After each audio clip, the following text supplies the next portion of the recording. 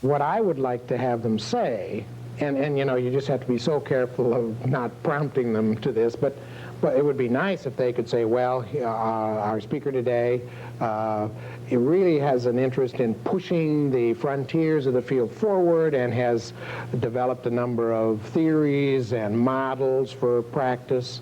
And I also like to have them say that that our speaker today has a belief that public relations is a lot more than just a professional practice, but that we're really talking about the democratic way of life, how our society operates. Every profession, every organization we know exists only by public consent. It's my belief that the public has consented to allow the public relations body of knowledge and public relations professionals into society on the premise that we serve an overriding social benefit. And I think that social benefit is that if you're going to have a society where the people are going to have a voice in decisions that affect their lives, if we're going to be a democracy, in other words, that you need then a true profession which has the assignment of bringing people in touch with organizations and ideas and leaders in a way that they can impact them, so that people really can go into these decisions with a base of knowledge, a base of some understanding. And so I believe that the public relations practitioner is really the practical applier, if you will, of Jeffersonian theory. And that if we weren't here, you'd have to invent somebody to do that, because how can a person have any knowledge of what's happening in their local school, their local hospital, the organizations that produce the products they buy, the public and private organizations that impact society, unless there's a person inside those organizations that is doing two things. One, trying to give them information, and second, trying to give them access. In other words, to listen to what they're thinking and to try and bring out that harmonious relationship between them. And so I think that this positions public relations, if you will, in society as something that we who are in the field should be extremely proud of. But we have to remember that that's what gives us our consent. And if we go too far just counseling our clients and pushing our clients' agendas, then we're not being totally professional.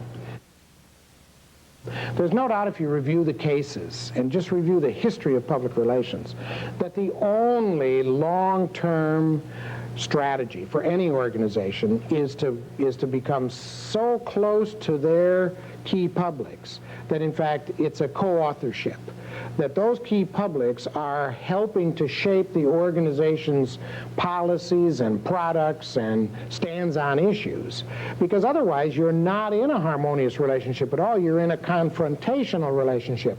Now I think what's misunderstood here is that when we say that, a lot of people figure that they should just pander to the key publics. Well, clearly those publics don't know as much. If you're talking about education, for example, the publics out there can't possibly know as much about education as the teachers and the superintendents and the principals and the experts in that field. So there is also an advocacy role here. You might call it an educational role. And that's what I was saying earlier, that we really have this responsibility to see that the key publics we have to work with have enough understanding so that they can participate in the decisions. But any organization that doesn't make those decisions participatively and jointly is just asking for trouble, and I believe the record proves it. If you talk about trust, you have to ask yourself, how do you get to trust? The ability to get to trust by sending information transfer or even by two-way communication is very slim, because it's a totally cranial thing. It's all intellectual, and that's not where trust is. Trust is in our emotions and in our intuitions, and all of those together let us trust people. In fact, the psychologists, if my reading is correct, tell us that trust is a lot more in our skin and body than it is in our minds. There's just all these signals coming to us. And so I believe you have to move beyond communications to really building relationships with people, so that you know each other a little bit, or the publics out there know the organization, know some of their people, know their policies, have had a chance to try them out and make sure that they're real. And then, in addition to that, this relationship has to be built in a way. You can have a relationship which is not, of course, trusting. So you have to build it in a way that gives trust. My understanding of the behavioral sciences, particularly psychology, is that trust arises primarily from one thing and one thing only, and that is consistency. And that's where I see so many organizations making a mistake. If you're going to have an open communication policy, for instance, it has to always be an open communication policy. You can't be open when the news is good, and then suddenly, oh, well, you know, close when the news is bad. And so, but if we will adopt open communications policies, build relationships, I believe that that trust that leads to behavior is, in fact, readily there. But notice what it means. It means we have to be able to persuade clients to admit when they are wrong. We have to persuade clients to listen to people inside the organization at lower levels who may have real wisdom to impart. It means we have to turn some of our decision-making authority over to the publics that we want to serve. And unfortunately, the big barrier in our era, I believe, is the way we train American managers. You know, the MBA system is a totally anti-human system. It teaches manipulation as far as I understand it. And so that gives the public relations people, again, this incredibly important social role of helping managers that are our clients or our colleagues to overcome that and learn this philosophy of real co-authorship. Relationships can be built quickly sometimes, but relationships that really engender trust take time to mature. And, you know, this is this whole silly problem in American organizations of the short-term quick fix. And too many public relations people, in my view, who are still hung up on one-way information transfer. We'll get a big story in the media. We'll have a TV show. Tend to forget that all that does is to create awareness. The people have had no chance to ask questions, to try out the organization, its products, policies. And so if you think of your own life, the really important relationships in your life don't just sort of happen on a weekend. You know, you take time, even with your own family, with your own kids or relatives. It takes time.